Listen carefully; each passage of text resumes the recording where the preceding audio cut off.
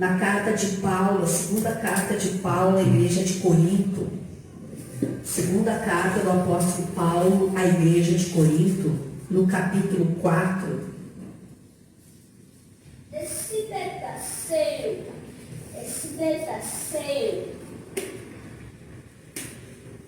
Segunda carta do apóstolo Paulo à igreja de Corinto, capítulo 4, verso também 4. Que o verso 3 foi o lema do Ministério 2024. Não sei se alguém lê, mas eu quero ler o 4. Mas o 3 ele é complemento do 4. Ele faz parte do contexto do 4. Diz assim: nos quais o Deus deste século cegou o entendimento dos incrédulos, para que lhes não resplandeça a luz do Evangelho da glória de Cristo, o qual é a imagem de Deus. No 13 ele diz assim: mas que o nosso Evangelho ainda está encoberto, não é para os que se perdem que está encoberto. Esse era o nosso tema em 2024, o ano da enchente, em que a gente ficou muito tempo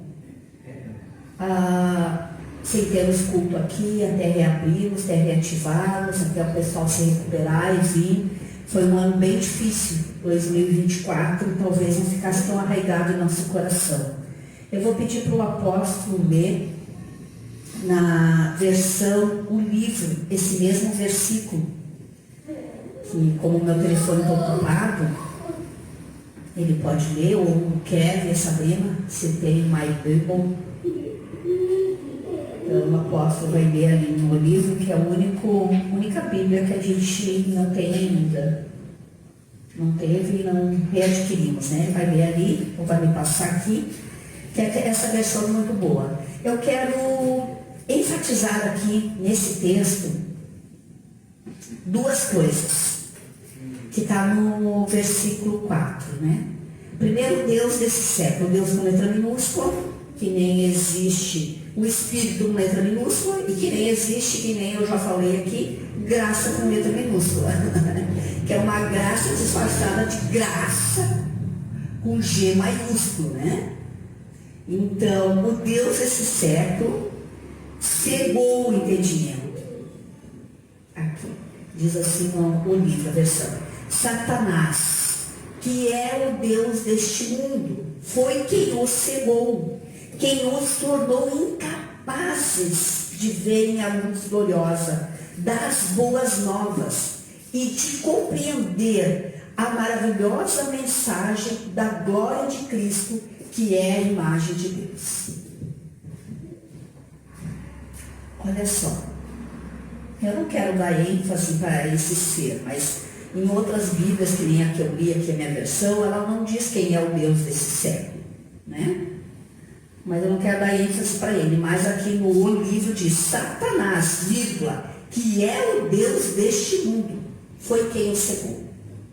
Então o propósito de Satanás, a gente sabe, não é de hoje, é justamente isso: cegar o entendimento, encobrir, tapar, não permitir que vejam, não deixar ver, deixar incapazes de ver, de enxergar o que o texto mesmo nos diz: a luz gloriosa, a luz da glória de Cristo. E que luz é essa? Que glória é essa? No contexto Bíblia, eu vou ler, vou citar e vocês vão relacionar.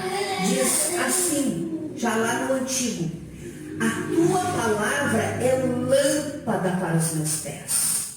Jesus veio como a luz do mundo e os homens não a viram. Jesus diz: vão agora, vocês são a luz do mundo, vocês são o sal da terra. O Fernandinho já canta o que diz na Bíblia: e raiou e brilhou uma tão grande luz. Jesus.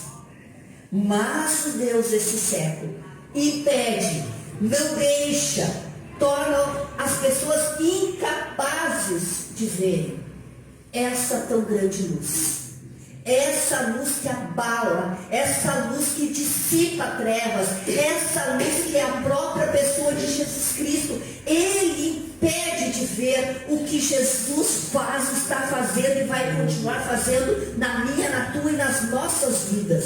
E não só nas nossas, o que Ele tem para fazer no mundo. Daqueles que ainda não ouviram, que não foram despertados, que não foram destampados para ver a tão gloriosa luz. Que ainda continuam incapazes, cegados por Satanás. E nós entendemos que lá na conversão do apóstolo Paulo, né, enquanto ele só tinha uma cidadania, que ele era chamado de Saulo, ele não estava usando da segunda cidadania para ser chamado de Paulo, porque ele não trocou o nome Saulo dependendo da cidadania, Paulo na cidadania onde que ele foi, por isso que ele conseguiu sair dos arredores e ir aos confins, porque ele usou a sua cidadania de Paulo. Ele, quando estava indo, como Saulo ainda naquela estrada de Damasco, ele foi surpreendido por quem? Por quê? A luz. E essa luz foi tão grande, o que aconteceu com o apóstolo Paulo? Cegou. E ele teve que ficar retido, esperando que alguém fosse tirar essas escamas, tirar isso, que até então ele não via, e acabou vendo. E daí não vai um homem por acaso, não vai um homem qualquer, não vai um ser que nada a ver. O Senhor já começa a falar e a gente tem que ver o Senhor falando conosco nas linhas e entre linhas, nos pontos e ponto e vírgula, no entretanto, porém, todavia, o Senhor está falando. E ali ele pega e manda um homem chamado Ananias, que o significado quer dizer graça. Graça. Ele manda a graça tirar o que o Deus desse século tinha colocado em Saulo. Tira. E ele viu que ele não podia mais continuar Saulo lá preso naquelas quatro paredes daquela cidade. Não, ele precisava usar daquilo que o Senhor já tinha dado para ele. Se tornar, usar a outra cidadania de Paulo e ir aos confins e anunciar para tantos quanto que aquela luz não deixou ele cego, mas removeu as escamas que Satanás havia colocado já desde aquele tempo, porque desde o princípio o Deus desse século recebeu do primeiro Adão esse governo, essa foi transferido para ele, esse poder, esse governo do mundo. E Jesus reconhece isso, porque Jesus, no momento da reunião com os seus discípulos, assim, vamos retirar, porque o príncipe deste mundo está chegando. Vamos cair fora. Ele tem o governo, eu ainda não tenho a obra completa, consumada. Eu preciso consumar a obra. E quando Jesus consuma essa obra, ele resgata. O último Adão resgata. Jesus Cristo resgata esse governo, esse poder, essa autoridade. Por isso hoje, eu e você temos o privilégio de vermos tão grande luz. Hoje eu e você podemos dizer que nós somos a luz que ilumina. Mesmo sem abrir a nossa boca, onde quer que estivermos, vão notar que temos e que somos diferentes. Temos algo diferente e somos pessoas diferentes. Não por nós mesmos, mas porque a luz das boas novas. Ele diz aqui, no 4.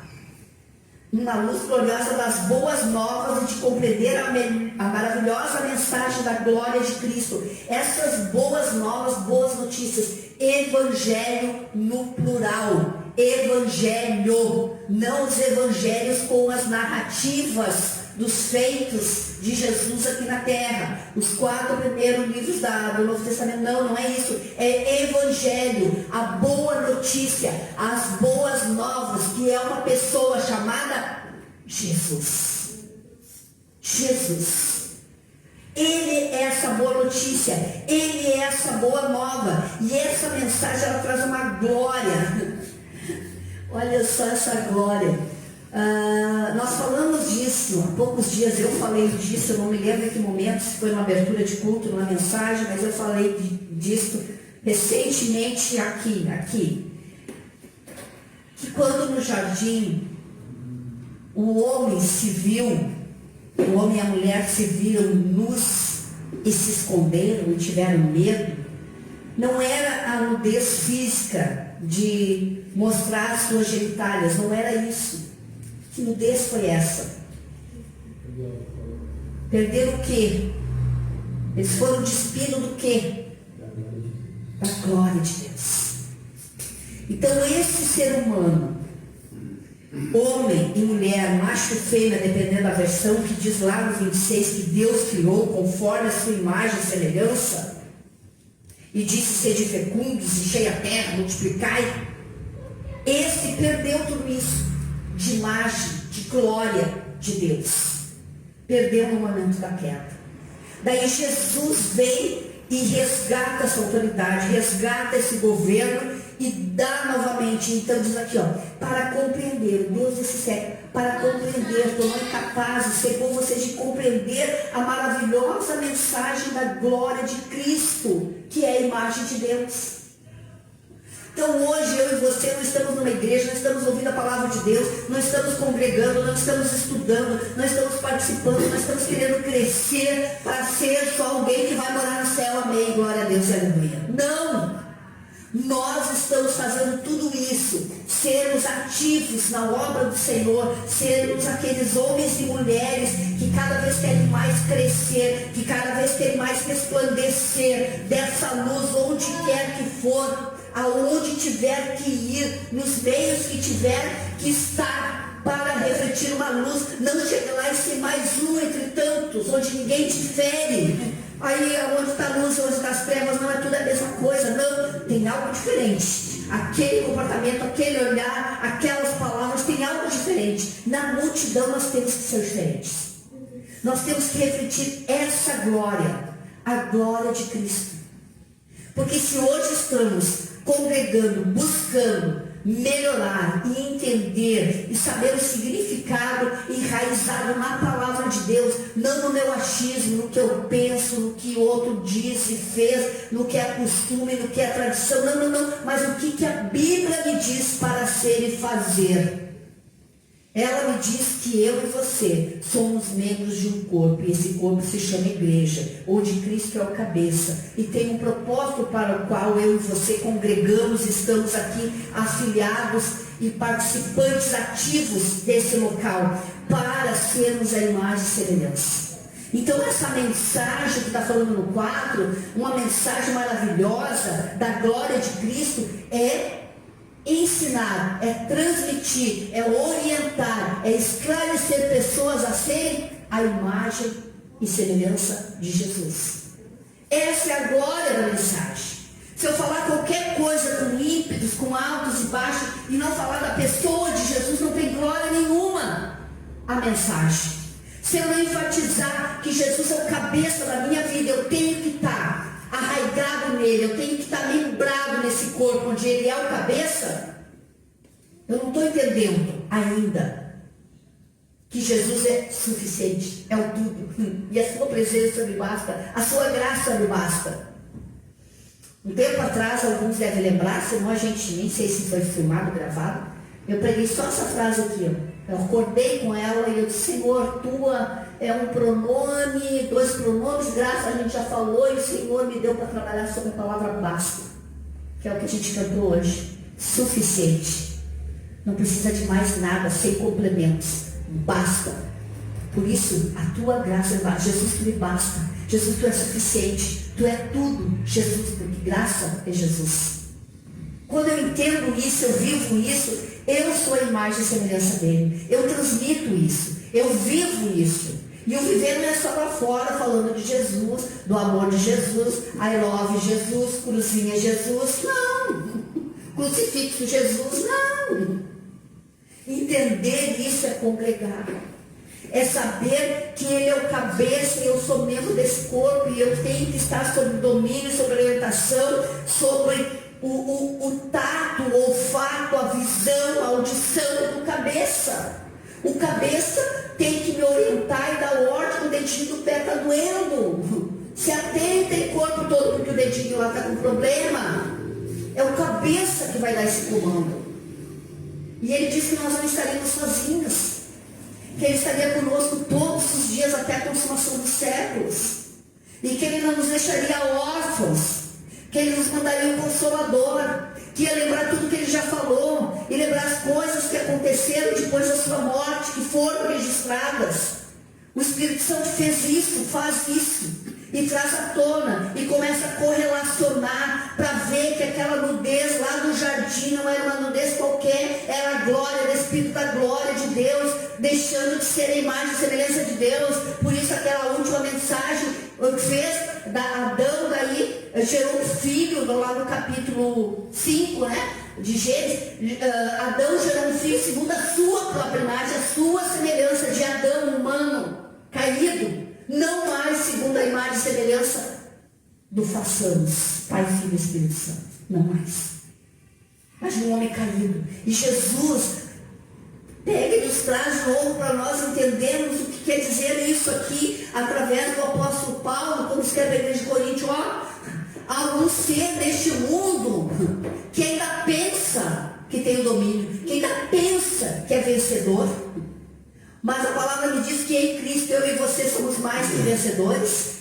A palavra de Deus me garante que Ele já derrotou esse inimigo, que Ele não tem poder mais nenhum.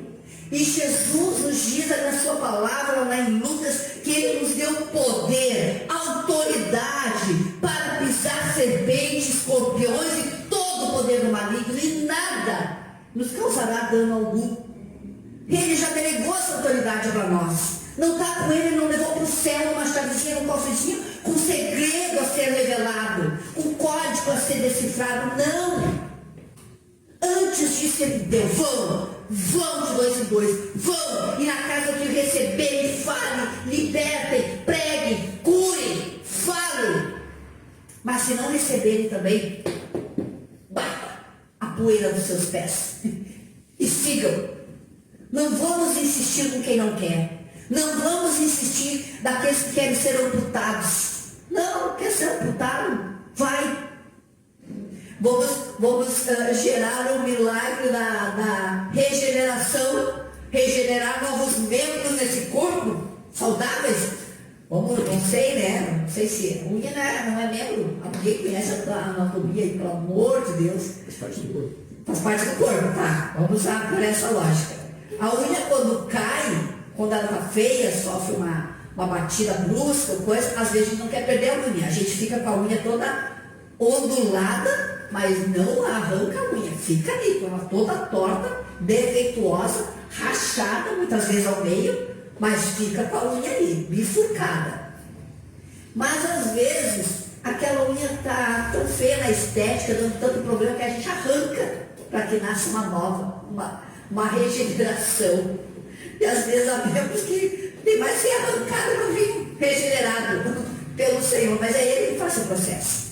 É Ele que faz o processo, não é nós.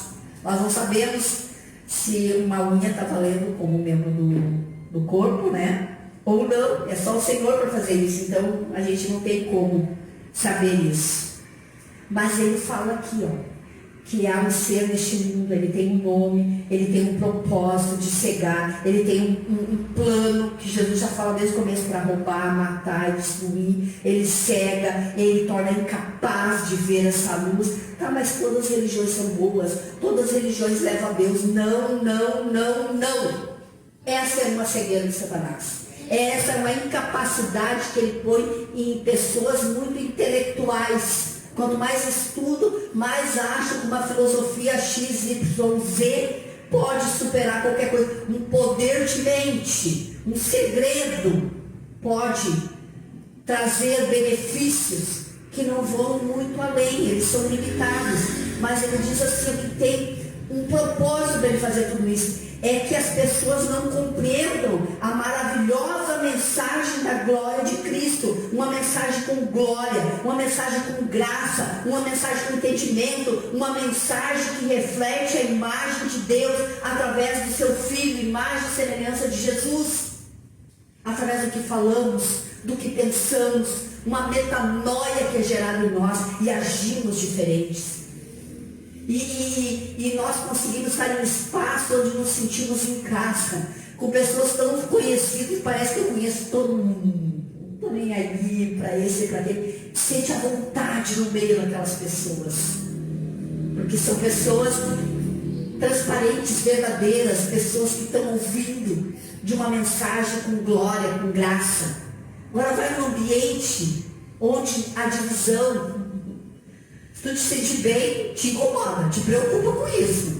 Aquela luzinha de alerta que tem nas calçadas quando a gente está passando, né? Tem aquele sinalzinho de alerta. Presta atenção, presta atenção. Pode acontecer algo a qualquer momento, pode sair do carro dessa garagem a qualquer momento, presta atenção. E a luzinha amarela fica piscando. Se eu estou no meio de pessoas que eu me acho tão bem, pessoas que não têm nada a ver com Jesus, não falam Jesus, não pensam em Jesus, não creem em Jesus, não seguem Jesus, não membram no corpo. Gostei do membro. Não membram. Ou são membros do corpo. Daí eu tenho que me preocupar. Opa, como é que eu estou? Que corpo estranho é esse? Eu estou num corpo estranho, estou no meio de pessoas que não estão ligadas a Jesus. Mas eu estou tão bem aqui. Tão bem. Mas há ambientes para estarmos, né? Eu quero ler também com vocês. Eita. João 1, versículo 16, bem conhecido nosso. Todos nós recebemos. Não quero essa versão aqui.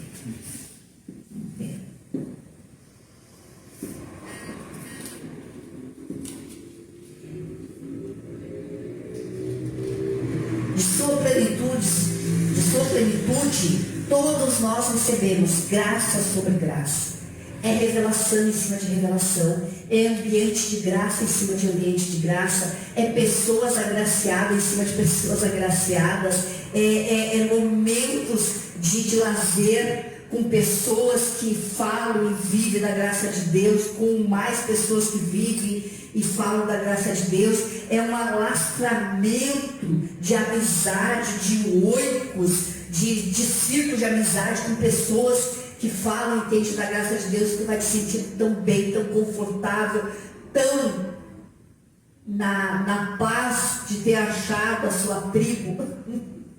Agora, quando tu vai, eu e o apóstolo, nós temos muita essa experiência de irmos em locais onde pessoas creem em Jesus, mas não há graça sobre graça, e a gente se sente deslocado, a gente às vezes fica assim. Não é tudo que a gente pode falar, não é todo versículo que é compreendido, não é toda oração que é dito sim, um amém. E a gente fica meio deslocado.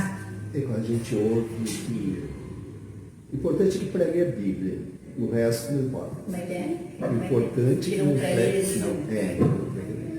Pregou a Bíblia e não pregar nenhuma heresia é mais que suficiente. Não precisa falar, enfatizar Jesus, nada. Pega, lê qualquer versículo da Bíblia. Está lendo a Bíblia. Então isso é que importa. Agora, se não abrir a Bíblia, daí fica com o pé atrás. Mas se abriu a Bíblia, não importa o que vai falar. E a gente começa a se sentir confortável quando a gente começa a encontrar grupos assim, de pessoas falando essa linguagem. A gente se sente em casa, né? A gente se sente bem, graças a Deus. Saímos de lá sem sentir a canseira de sentar às 8h30 da manhã e sair só às 8 horas da noite praticamente. Nós não sentimos isso. Não sentimos. Você ouvir, sentar e ouvir. É bom sentar e ouvir como ovelha, exatamente, né? Eu até estava acostumada uma hora chegar lá para cá no banquinho, mas vambora. Mas é muito bom. Porque ouvir pessoas assim que tem uma didática para transmitir é muito gostoso de ouvir isso. Então, graça sobre graça. No que eu li aqui, né, eu li uma versão e eu até vou ler um livro de novo. Ele diz assim, vou ficar, não, isso aqui não. Isso. Todos nós recebemos da abundância dos seus bens. e da sua graça contínua, ou podemos usar aqui, todos nós recebemos a abundância dos seus bens, e da sua graça sobre graça, é favor sobre favor, é sempre recebendo do Senhor, quando nem pensamos, imaginamos, o quanto mais estamos de boca fechada, assim, o Senhor vem nos dar um refrigério. E eu li algo que diz assim, que é como a onda do mar. A onda do mar, quando vem uma, que tu pensa, né, nesses mar com não de enseada, né, porque a enseada, a onda vem calminha, só sente uma piscica da onda, mas ela não te tapa, te cobre, te afogando. São as enseadas.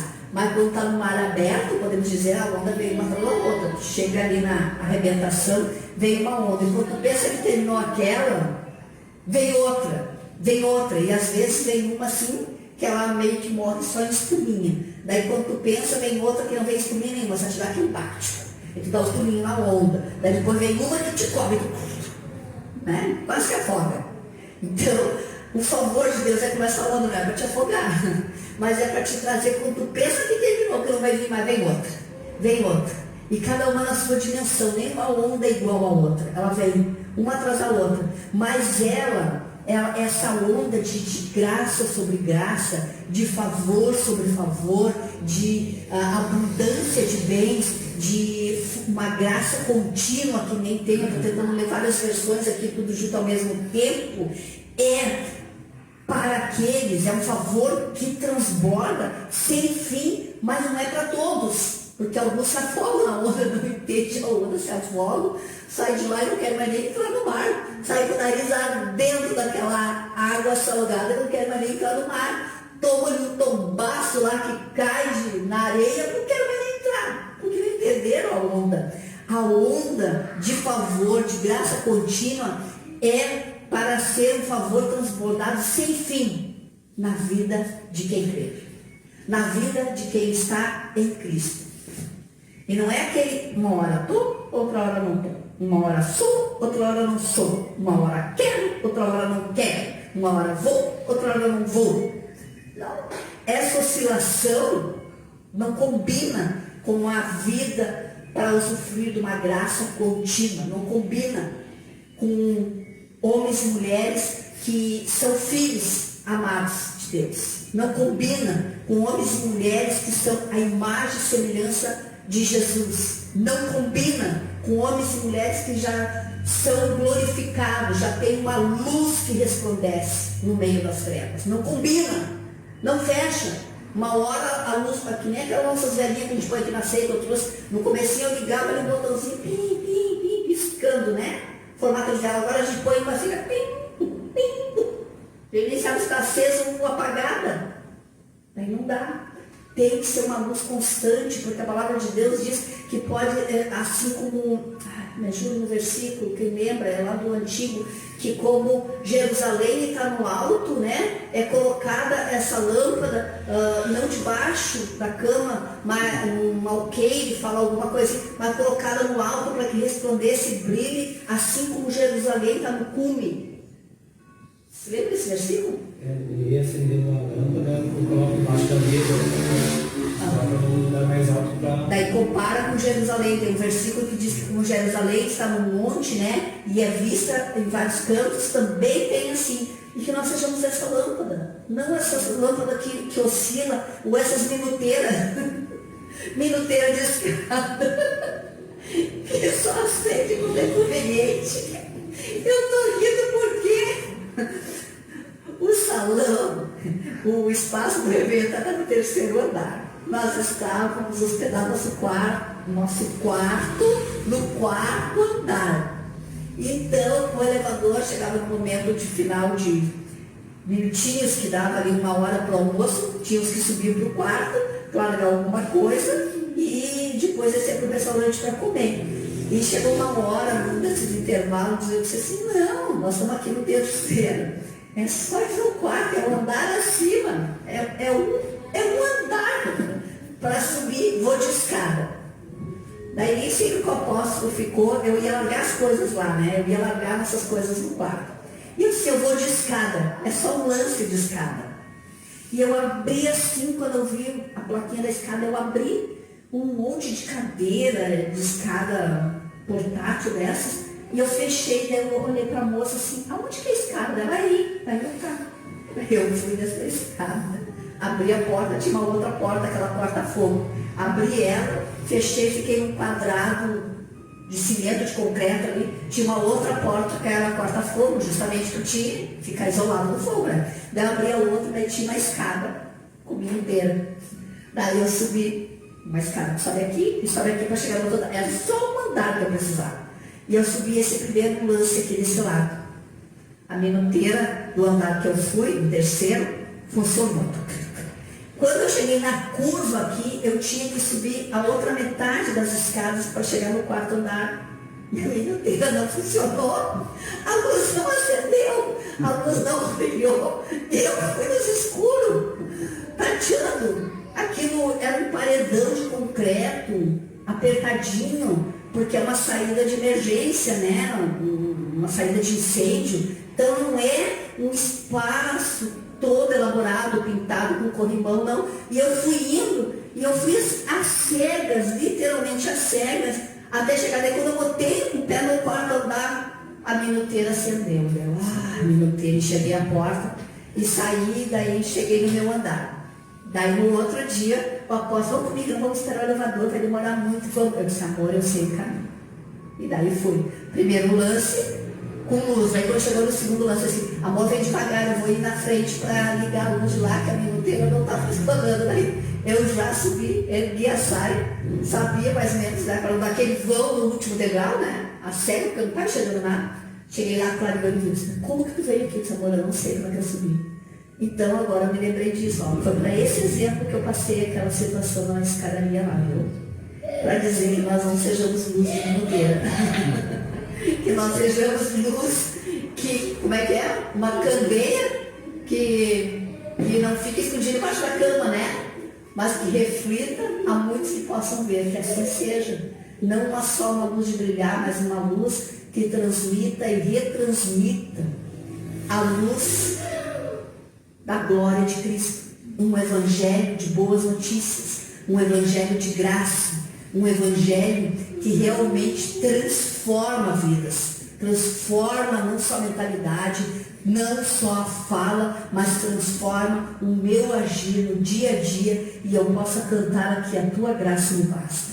Tu és suficiente, Jesus, e saber que Ele é em todas as áreas, quer sejam boas, quer sejam ruins. Quer seja um momento de desfrutar de algo tão gostoso que nem foi esse nosso retiro, ou do momento de estar ali todo sujo de cimento, trabalhando, né? Sem ver a hora, a madrugada chegando e trabalhando. Quer isso, saber que Jesus é suficiente para nós. Essa é a minha realidade, a tua realidade.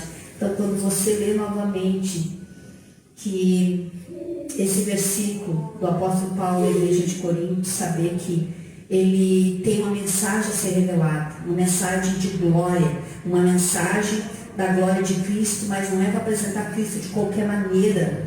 Desde que fale da Bíblia, que fale de Jesus, fale de qualquer maneira, fale de Jesus lá, cumprindo a lei, fale de Jesus, mas fale, desde que fale dele, não, mas um Jesus que é a imagem de Deus, um Jesus que é o Jesus glorificado, lá de Gênesis 1, 2, 3, Jesus glorificado, até o 3, né, porque o 3 foi a queda, Jesus 1 e 2, capítulo 1 e 2 de Gênesis, aquele Jesus, que fez os primeiros seres humanos à sua imagem e semelhança, glorificados, mas que perderam essa glória no momento da queda, perderam isso, ficaram nus, despidos da glória de Deus.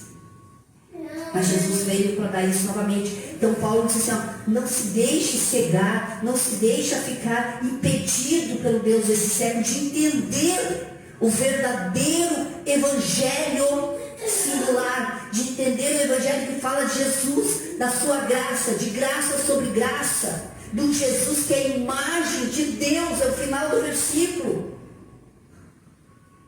que fez eu e você como aqueles filhos também do Pai, que vão seguir o primogênito. seguir as suas pegadas, andar nas obras que Ele já preparou para nós de antemão, andar pelo caminho que Ele já abriu e nos revelou um novo e vivo caminho, andar sem medo, andar sabendo que fomos purificados de toda má consciência, andar em direção a um trono que antes era vazio, mas agora está sentado, e Jesus está sentado nele, e o trono tem nome, o trono da graça.